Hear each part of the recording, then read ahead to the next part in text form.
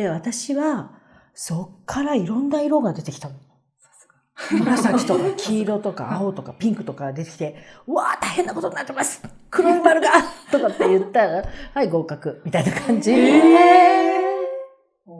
そうなんですよね。次言ってくださいって何のことだかよくわかんないみたいな。そのによって合格する人もいれば、その動きだとダメねっていうのがもう先生にはわかるっていうか、その黒い丸にどういう変化が起きているかだけを先生は見てるわけではなくて、そのテストを受けている人たち、生徒さんたちの脳の中のネットワークがどうつながってどう発火してるかを見てるんです、実際は。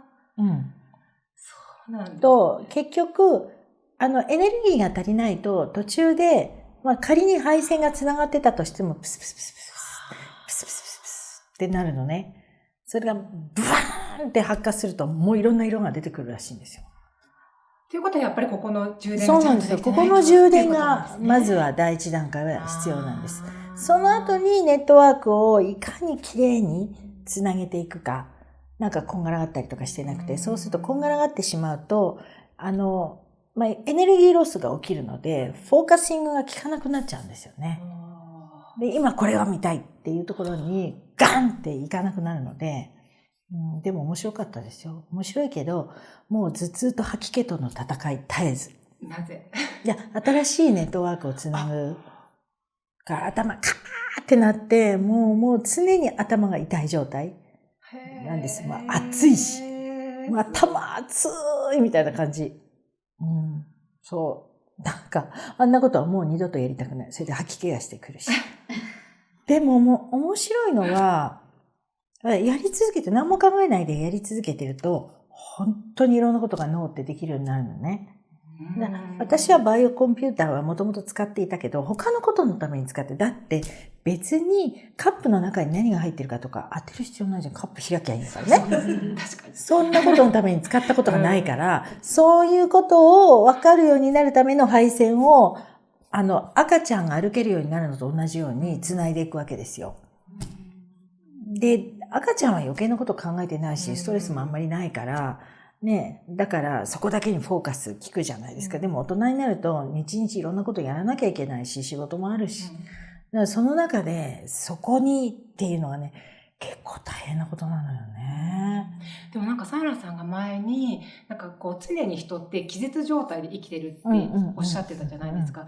それをもしかして訓練すると何かにちゃんと意識しながら生きていけるようになるから、気絶状態は少なからずちょっと少なくはなりますよね。気絶状態してたら無理だと思います。無理だけど、でも気絶状態をなくすようなトレーニングに入る前の段階で無理なんだよね。多分その黒い点をずっと見続けることが、やったことないけど、難しいんです。やっぱりそうです。そうです。途中で気絶するんですよ。途中でもう集中できない。いろんなこと考えちゃうしね、やっぱりね。こんなことやって何の意味があるのかしらとかっていう風になってきたりするし、あと、やっぱり、合格したいってなんか思うじゃない？欲ね。多分ね。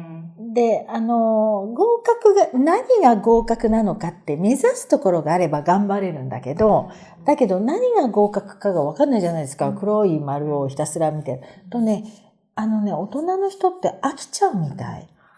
どこ目指していいかがわからないと。でも私は合格したいとかと思ってないので、これを見続けることによって一体何が始まるのかっていうところの方が興味があるから、割と私シンプルなんですよ。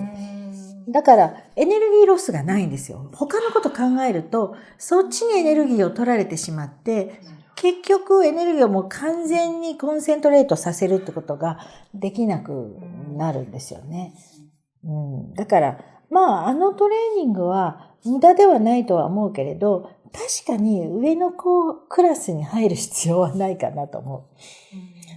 一瞬で、例えばこれをここに書いてあるこのドキュメントを一瞬で目隠ししといてね、目隠しを一瞬だけ外すってやってここに貼り付けるんですよ。ここに。すごい。パツンって。そう、それ。で、それができたら受験生楽ですね。そうですね。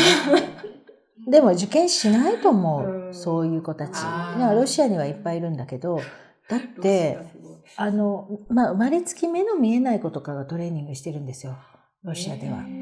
と、やっぱり全く光さえも認識できない子が何もかもを見ることができるようになる可能性があるとしたら頑張るじゃない。モチベーションが全然違うから、あの時の子供は7歳だか9歳の女の子は、それ式でもう図書館の本をバンってコピーするんですよ、ここに。ここじゃない、あそこで使うの。開かないで。すごい。ターゲットこれって決めて、それバンってここにコピーを取るから、それを読むらしい。図書館の方を制覇したって言ってる。ね、すごいですよね。人間ですもんね。人間です。で、だからできないことはないんだね。ただだからエネルギー量が足りなさすぎて、そっか。プスプスプスって消えちゃうんですよ。まずはここのエネルギーを充電させることが大事。その次に必要なのは、ここに、この白いボードみたいな、ホワイトボードみたいなのを、これが結局バイオコンピューターって生体内に標準装備されてるんですね。誰もがですか？誰もがです。誰もが、実は。